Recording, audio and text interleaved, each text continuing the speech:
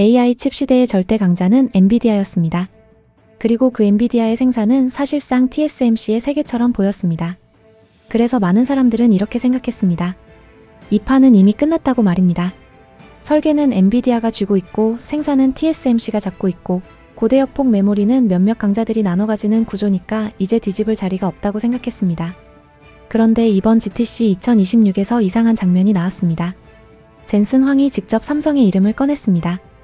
로이터에 따르면 젠슨 황은 삼성전자가 엔비디아의 새로운 AI 추론 칩을 생산하고 있다고 공개적으로 말했고 그 칩은 삼성의 사나노 공정에서 만들어지고 있으며 올해 하반기 출하가 예정돼 있습니다. 시장은 바로 반응했습니다. 삼성전자 주가는 장중 최대 5%까지 뛰었습니다. 이건 단순 협력 소개가 아니라 시장이 공급망 변화의 신호로 읽었다는 뜻입니다. 많은 분들은 여기서 그냥 이렇게 받아들일 수 있습니다. 삼성이 엔비디아와 협력했구나.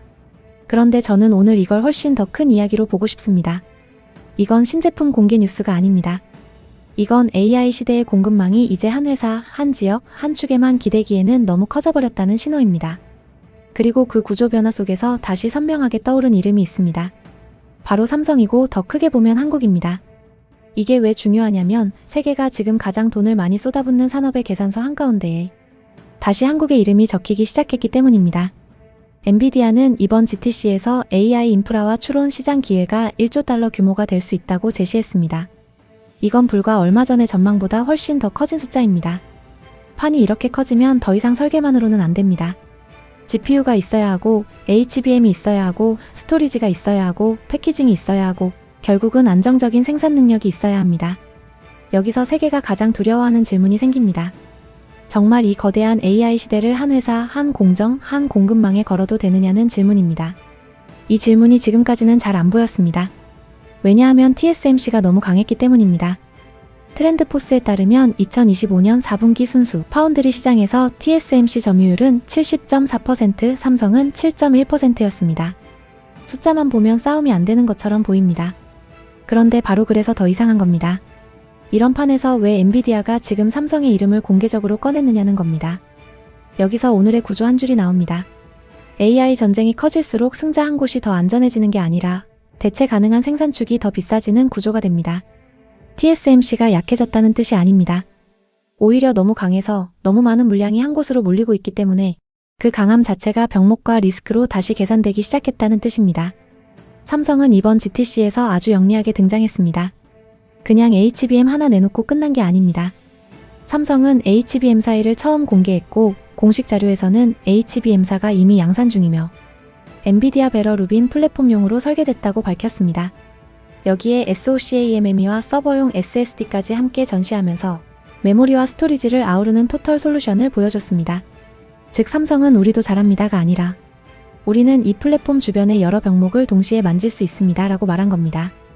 이게 굉장히 중요합니다. 왜냐하면 앞으로의 AI 전쟁은 한 부품만 잘 만든다고 끝나는 전쟁이 아니기 때문입니다. HBM만 잘해도 안 되고 파운드리만 잘해도 안 되고 SSD만 잘해도 안 됩니다. 대형 고객이 원하는 건 성능 좋은 부품 하나가 아니라 일정에 맞춰 안정적으로 붙여서 대량으로 공급할 수 있는 구조입니다. 그리고 삼성은 이번 GTC에서 바로 그 구조를 보여주려 했습니다. 메모리도 있다. 로직도 있다. 파운드리도 있다. 첨단 패키징도 있다. 이 네 가지가 한 회사 안에 동시에 있다는 건 AI 공급망이 커질수록 점점 더 무서운 장점이 됩니다. 그런데 오늘 이 이야기를 더 크게 만드는 배경이 하나 있습니다. 바로 최근의 중동 전쟁입니다. 많은 분들은 반도체 이야기에 왜 갑자기 중동 전쟁이 나오느냐고 생각하실 수 있습니다. 그런데 지금 세계 시장은 이미 이 둘을 따로 보지 않습니다. 로이터에 따르면 이번 달 외국인 자금은 아시아 증시에서 순유출 규모가 2008년 이후 최대 수준으로 커졌고 특히 대만이 252억 8천만 달러, 한국이 135억 달러 유출을 기록했습니다. 같은 기사에서 브렌트유는 한때 배럴당 119.5달러까지 뛰었습니다. 즉 시장은 지금 전쟁은 중동에서 났지만 충격은 에너지 수입형 제조국과 기술 허브로 간다고 보고 있는 겁니다. 이게 왜 중요하냐면 AI 반도체 전쟁은 이제 미세공정 경쟁만이 아니라 전쟁과 에너지 충격 속에서도 누가 공장을 계속 돌릴 수 있느냐의 싸움으로 바뀌고 있기 때문입니다. 지금까지는 TSMC의 기술 우위만 봤습니다. 그런데 판이 커지고 유가가 튀고 해상 에너지와 LNG 흐름이 흔들리기 시작하면 시장은 기술 외의 질문을 하기 시작합니다. 전력은 안전한가? 가스는 안정적인가? 위기 때도 공장은 계속 돌아갈 수 있는가? 이 질문이 바로 대만 이야기로 이어집니다. 최근 중국은 중동 전쟁으로 에너지 불안이 커진 틈을 타 대만의 통일이 되면 에너지 안보를 더 잘 보장할 수 있다는 식의 메시지를 꺼냈습니다. 대만은 즉각 이를 거부했습니다. 이건 단순한 선전전이 아닙니다. 대만의 에너지 문제가 이제 전력 정책 논쟁이 아니라 지정학과 안보의 일부로 올라왔다는 뜻입니다.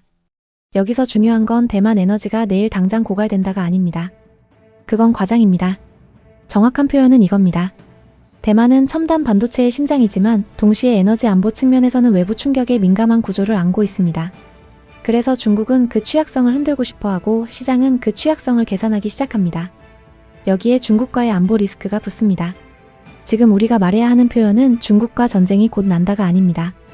그건 과합니다. 하지만 중국의 군사적 압박과 전쟁 우려가 공급망 리스크 프리미엄을 키우고 있다는 말은 충분히 가능합니다.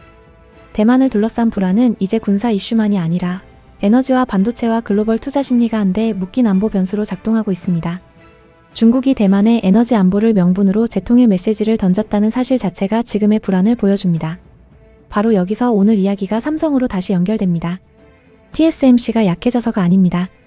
TSMC가 여전히 가장 강하기 때문에 오히려 세계가 이 많은 걸 정말 대만 한 축에만 걸어도 되느냐는 질문을 하기 시작한 겁니다. 중동 전쟁으로 유가가 튀고 대만은 에너지 안보 취약성과 중국 압박이라는 이중 리스크를 안고 있고 AI 수요는 1조 달러 규모로 커지고 있습니다. 그 순간 시장은 처음으로 기술만이 아니라 지정학과 에너지까지 합친 공급망의 지도를 다시 그리기 시작합니다. 그리고 그 질문의 답으로 다시 떠오르는 이름이 삼성이 됩니다. 많은 사람들이 삼성 이야기를 할 때 늘 같은 프레임을 꺼냅니다. 삼성은 늦었다. HBM은 SK하이닉스가 앞섰다. 파운드리는 TSMC가 다 먹었다. 이 프레임 자체가 완전히 틀린 건 아닙니다. 로이터가 인용한 카운터포인트 데이터에 따르면 HBM 시장 점유율은 SK하이닉스가 57%, 삼성전자가 22%입니다. 숫자만 놓고 보면 삼성은 분명 뒤쫓는 쪽입니다. 그런데 시장이 무서운 건 현재 점유율만으로만 움직이지 않는다는 데 있습니다. 특히 공급망 전쟁은 누가 지금 1등이냐 보다 누가 여러 병목을 동시에 해결해 줄 수 있느냐에서 판이 다시 열립니다. 누가 대체축이 될 수 있느냐? 누가 물량이 폭증할 때 갑자기 전략 자산이 되느냐? 누가 지정학적 충격 속에서도 여러 선택지를 제공할 수 있느냐? 바로 그 질문에서 삼성이 다시 올라오는 겁니다. 더 흥미로운 건 이 흐름이 엔비디아 하나로 끝나지 않는다는 점입니다. 로이터에 따르면 삼성은 AMD와도 AI 메모리 전략 협력을 확대하는 양해각서를 체결했고 차세대 HBM사 공급과 잠재적인 파운드리 협력까지 논의하고 있습니다. 즉 지금 삼성은 엔비디아만 쳐다보는 회사가 아니라 AI 칩 전쟁 전체에서 메모리와 생산이라는 두 축을 동시에 넓히고 있습니다. 여기서부터 이 이야기는 삼성 기업 뉴스가 아니라 한국 이야기로 커집니다. 왜냐하면 세계가 지금 다시 계산하는 것은 단순한 회사별 우열이 아니라 어느 나라가 AI 시대의 핵심 병목을 얼마나 많이 쥐고 있느냐이기 때문입니다. 한국은 그 계산에서 아주 이상한 나라입니다. 땅이 넓은 것도 아닙니다. 자원이 많은 것도 아닙니다. 정치 패권을 쥔 나라도 아닙니다. 그런데 AI 시대가 커질수록 한국의 이름은 자꾸 핵심부로 들어옵니다. 한쪽에는 SK하이닉스가 있습니다. HBM 시장에서 과반이 넘는 점유율을 가진 1위 기업이 한국에 있습니다. 다른 한쪽에는 삼성이 있습니다. HBM사를 엔비디아 베러 루빈 플랫폼용으로 내세우고 HBM사일을 공개하고 파운드리와 스토리지까지 엮어 다시 들어오고 있습니다. 이 말은 결국 하나입니다. 세계가 AI를 설명할 때 이제 한국을 부품 한 조각으로만 취급하기 어려워지고 있다는 뜻입니다. 세계에서 가장 비싼 산업, 가장 뜨거운 산업, 가장 많은 전력을 먹고 가장 많은 서버를 세우고 가장 많은 자본이 몰리는 산업의 공급망 안에서 한국이 다시 중심 좌석을 확보하고 있다는 이야기이기 때문입니다. 삼성의 이번 GTC 메시지는 그래서 더 전략적이었습니다. 삼성 공식 자료를 보면 HBM사이의 성능뿐 아니라 하이브리드 구리 본딩과 적층, 열 저항 개선 같은 패키징 기술까지 전면에 내세웠습니다. 이건 단순한 속도 자랑이 아닙니다. AI 시대에는 빨리 읽고 쓰는 것만큼 더 촘촘하게 쌓고 더 낮은 발열로 더 안정적으로 오래 버티는 것이 중요하기 때문입니다. 삼성은 이번에 바로 그 현실적 강점을 보여주려 했습니다. 이쯤에서 누군가는 이렇게 말할 겁니다. 그래도 아직 TSMC가 훨씬 강한 것 아닌가? 맞습니다. 그건 부정할 필요가 없습니다. TSMC는 여전히 가장 강합니다. 점유율도 압도적이고 최첨단 공정의 상징성도 여전히 큽니다. 70.4%라는 숫자는 우연이 아닙니다. 하지만 바로 그 강함이 지금 다른 질문을 만들고 있습니다. 너무 많은 세계가 한 곳으로 몰린 것 아닌가? 유가가 튀고 에너지 안보가 흔들리고 대만을 둘러싼 지정학적 긴장이 계속되는 상황에서 AI 시대의 생산을 한 축에만 걸어도 되는가? 그래서 오늘의 핵심은 TSMC의 몰락이 아닙니다. 삼성의 역전 선언도 아닙니다. 오늘의 핵심은 AI 공급망이 이제 기술만으로 설명되지 않기 시작했다는 데 있습니다. 에너지와 물류와 안보와 생산 능력까지 모두 합친 구조로 다시 계산되기 시작했다는 데 있습니다. 그리고 그 복합 구조 속에서 삼성이 유력한 실전 변수로 올라오고 있다는 데 있습니다. 이 구조는 앞으로 더 강해질 가능성이 큽니다.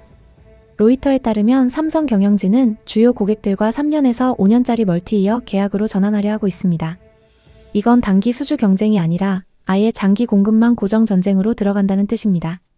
한번 들어가면 오래 남고 한번 밀리면 오래 밀리는 시장으로 바뀌고 있는 겁니다.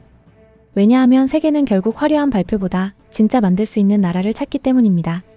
더 빨리 깔 수 있는 나라, 더 정밀하게 쌓을 수 있는 나라, 더 많은 물량을 버틸 수 있는 나라, 더 오래 안정적으로 공급할 수 있는 나라, 그리고 이제는 여기에 한 줄이 더 붙습니다. 전쟁과 에너지 충격 속에서도 생산을 계속 이어갈 수 있는 나라. 결국 AI 시대의 승부는 코드만으로 끝나지 않습니다. 전기와 열과 메모리와 적층과 수율과 물량과 일정으로 완성됩니다. 그리고 바로 그 실물의 영역에서 한국은 아직 끝나지 않았습니다. 아니, 더 정확히 말하면 지금 다시 시작되고 있습니다. 이 지점에서 저는 한국 시청자들이 조금 다르게 느꼈으면 좋겠습니다. 이건 단순히 삼성 주가가 오른 뉴스가 아닙니다. 이건 한국이 다시 세계 공급망의 중심에서 어떤 나라로 불리고 있는지를 보여주는 뉴스입니다. 예전에 한국이 결과표를 받아보는 나라였다면 지금의 한국은 그 결과가 어떻게 만들어지는지에 직접 영향을 미치는 나라에 더 가까워지고 있습니다. K-아우라와 함께라면 세계는 단순히 뉴스가 아니라 구조로 보입니다. 여러분의 의견은 어떠신가요? 자유롭게 댓글로 남겨주세요.